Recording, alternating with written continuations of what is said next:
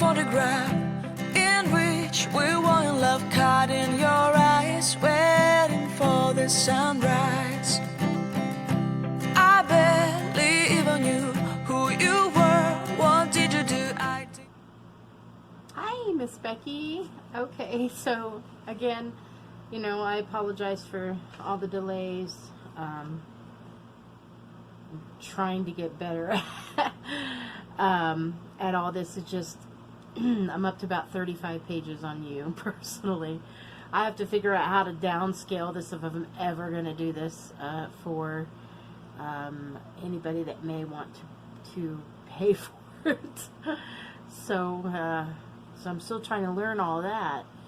But you know, and getting to know you in your natal chart, I'm sure I make you batshit crazy.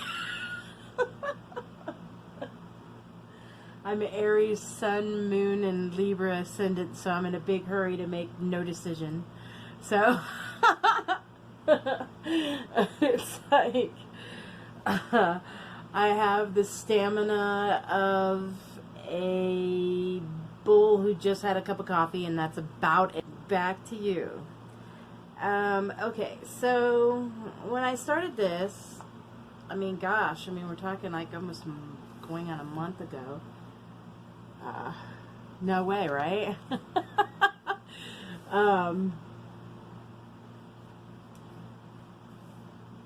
Me and my doing my weird numbers, and I am going to make photocopies of all of these pages so that, and my interpretation is just, there's going to be some of them you're going to be able to read really well.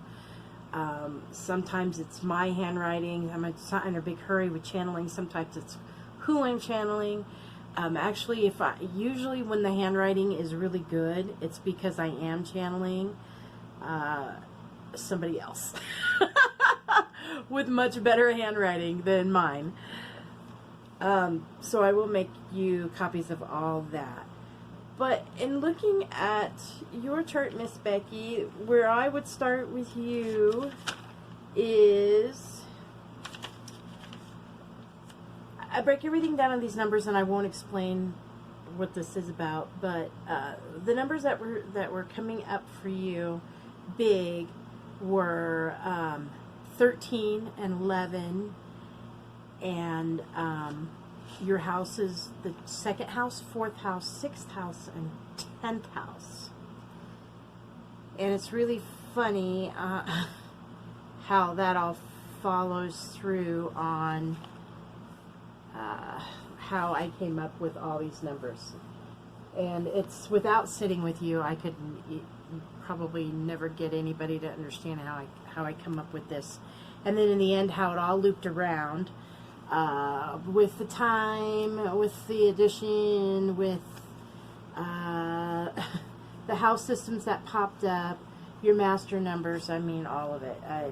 It all comes around and ties together, because then that's how you know you're channeling spirit, and in a positive way. I do it through science and math. So that's a lot of what I do.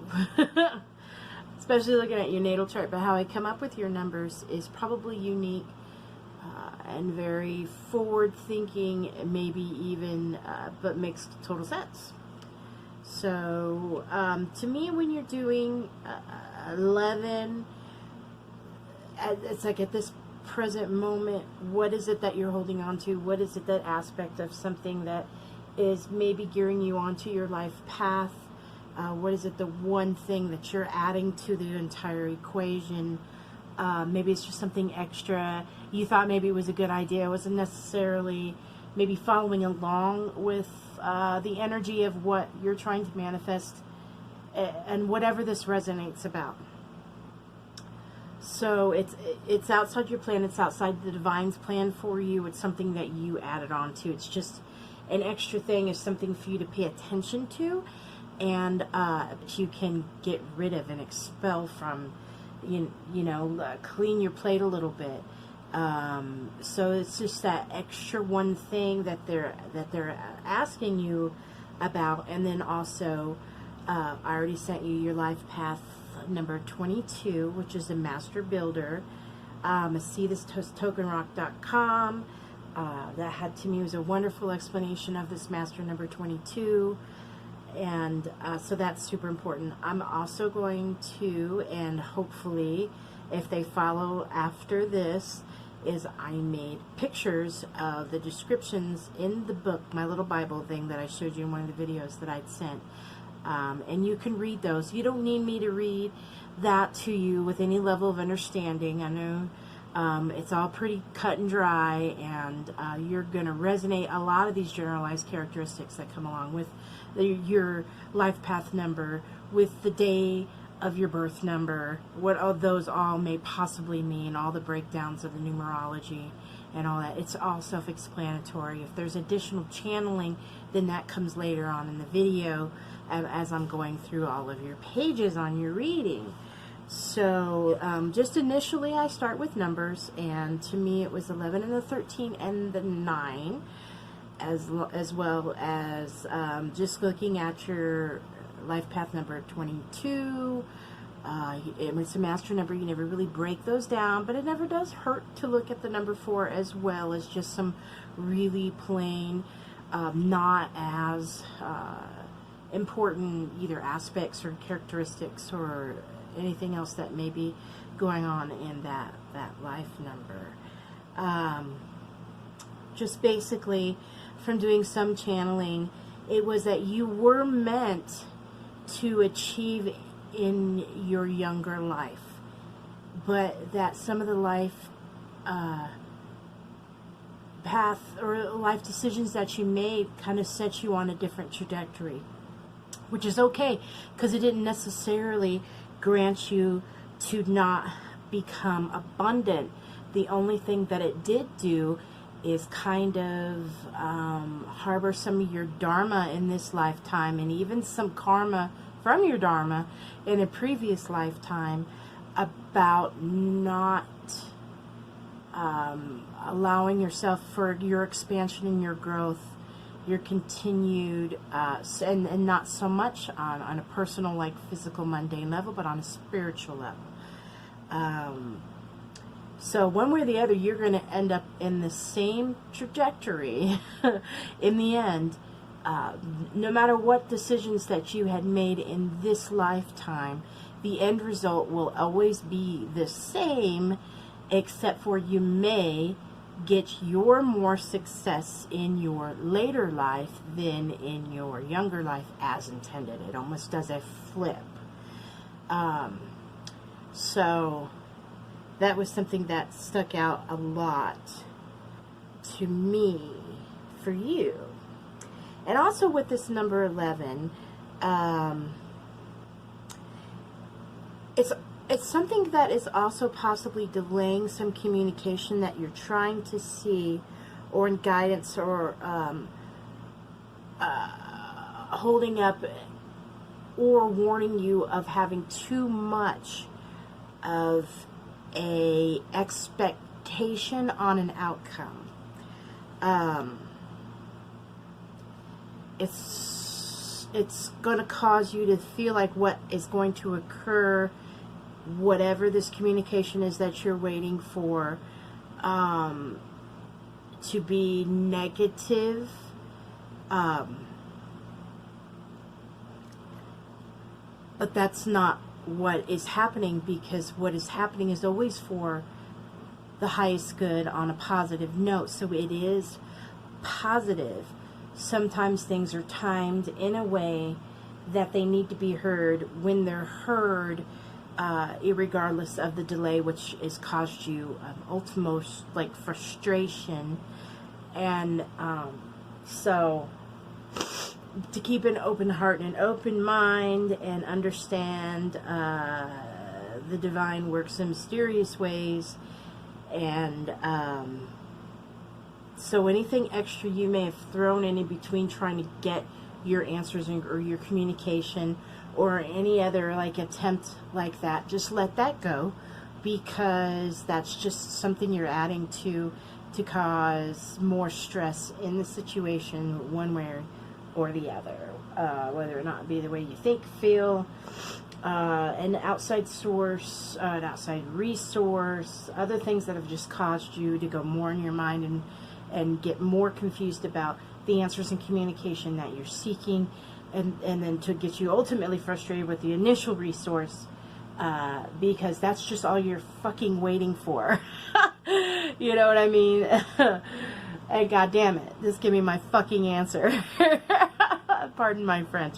But if I could channel you in a moment, it would be that, in your soft-spoken way. So hopefully this made sense to you in that short little channeling on the number 11. Okay, because it is kind of holding up, heralding to a new beginning that you're trying to seek. So, yes. Okay, so I'm going to stop this here.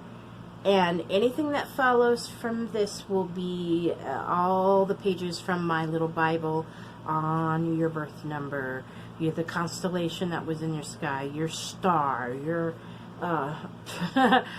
different things. So, and then take those, stop on the video, do whatever you got to do to read those over. They're very general and self-explanatory. So you're going to get a lot of general information of things that you're like, oh, well, yeah, that's cool, that makes sense. But we dive deeper. And so hang tight for that. Okay. Here goes. And if it's not in this video, it'll be at the beginning of the next video. So, because I'm going to try to time these to where they're uploading and not taking forever. So this would be a part 1. I think that's what I'll do. And I'll start part 2 with all those copies. That way you can start right there at that number. And then we can move forward with possibly a part 3. So, yeah. Okay. Okay, and by the way, I wanted to say this too. Your sun is in Cancer. You have a Capricorn moon, 2nd house, which is very exciting. Your Sagittarius ascendant, yay! And a Virgo MC. So that says a huge amount about you. And why my Aries, Sun, Moon, Libra, Ascendant aggravates piss out of you and is not impressive. Because I need everything that you come with. For sure. Everything's all misplaced. I'm the total opposite.